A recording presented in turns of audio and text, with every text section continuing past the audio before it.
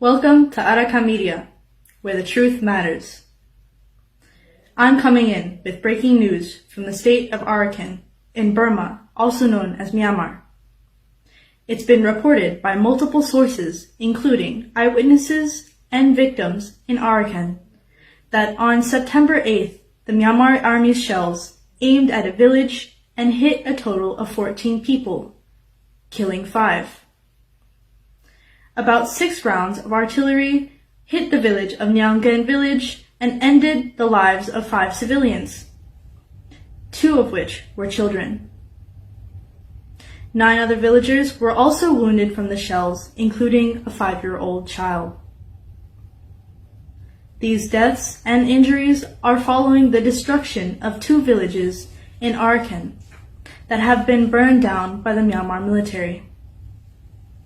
Dampao and Parapang villages were burned to the ground on September 6th. Over 200 houses were burned down in the villages, leaving entire populations of civilians homeless. The number of casualties from these flames is still unknown, but it is reported by a villager who witnessed the fire that approximately 30 civilians were burned alive, many of whom were thought to be elderly or disabled.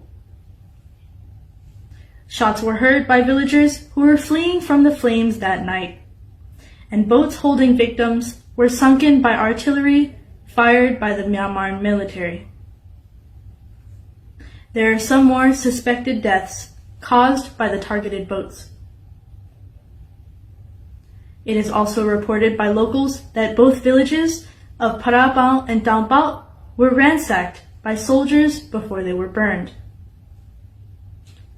Just before the fire on that same day, 2 villagers, Mao Nyut, who was 27, and Ham Mao Thain, who was 35, were executed by the Myanmar military. They were suspected by the Myanmar military and taken away. Their bodies were found with several gunshot and stab wounds each. These incidences regarding the Myanmar military have occurred after the government began imposing a lockdown and a curfew that began on September 2nd and will continue until November 1st. The government claims that the reason for the new laws is due to a threat of COVID-19. But many civilians are stating that the government has ulterior motives that are unrelated to the virus. Since August 16th of this year, there have been 11 official deaths and 18 injuries. This does not account for any and all deaths and injuries that have gone unreported or are unknown by locals.